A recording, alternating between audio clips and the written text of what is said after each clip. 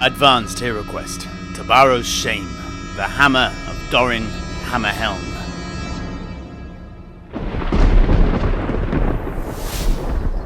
A prelude to part 5 of The Jail of the Usurper. Sven Hammerhelm pounded on the large double doors to the lair of his father's murderer. With each crash of his hammer, painful memories flared up in his mind.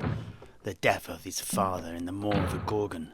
His duel with the man, the Chaos Champion Kronthog Hornhelm, who had commanded the beast. His own wounding and flight. And then watching the scion of the Dark Gods pick up his father's hammer. The door ahead of him suddenly splintered and split open.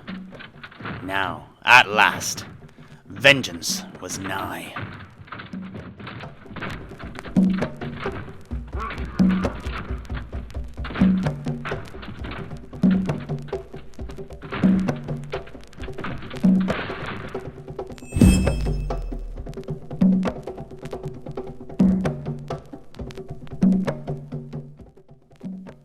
Kronthog gripped his weapon tighter.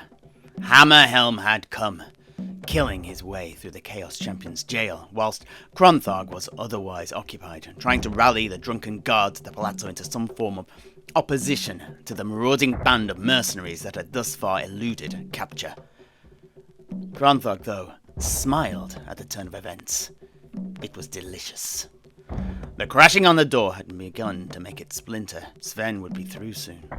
And then, the killing could begin, and Kronthog could enact his plan.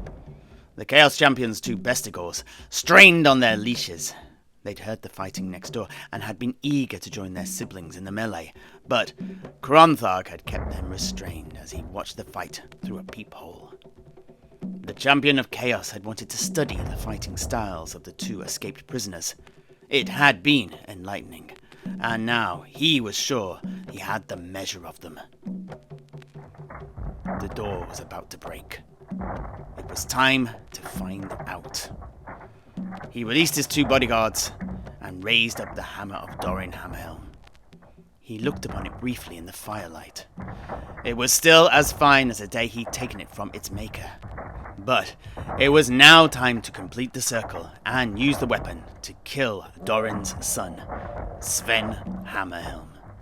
With this act, in the heat of combat, Kronthog was sure he would finally be able to corrupt the weapon.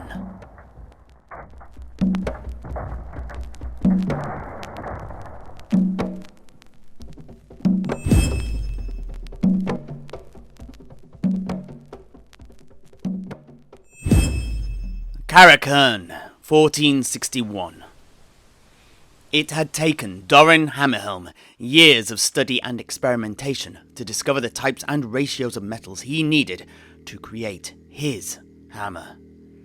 2 long years had been spent sourcing the metal ores and other materials he required. Then a further year to smelt, beat, and temper the hammer's head before finally joining it to the metal of the iron-hard wood of its handle. And then, lastly, yet another year was consumed with the necessary research and practice to craft and etch the unique runes the runesmith had used to focus the archaic enchantments upon it. He had spent the last month contemplating and testing his work, making minor modifications along the way, before finally calling it complete. The heft, weight, and balance of the weapon was redolent with power. It struck with the fury of lightning, and, if hurled, it flew as swiftly as a bird before returning to the wielder, just as long as it had been thrown in the right way. He had practiced for a full week with his son, and, at the end of it, had learnt the trick of it. Although, that said, Sven was better than him.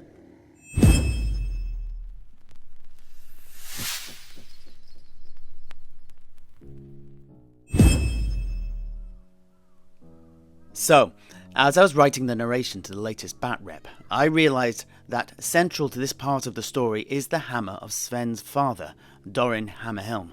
Thus, I made rules for it. In the description of this video, there's a link to the PDF of the rules if you wish to print and use it as a quest item in your own games.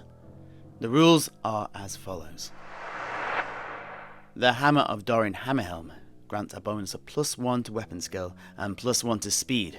It also gives a +2 to bow skill if the wielder is a dwarf. The hammer is a one-handed weapon. It can be used as a throwing weapon with a range of 5 and has the move and throw rule. The weapon allows 6 damage dice to be rolled. It causes criticals to hit and to wound on an 11 or 12 if wielded by a dwarf. Anyway, the Bat Rep proper is coming along and will be coming soon. In the meantime, sharpen your axe.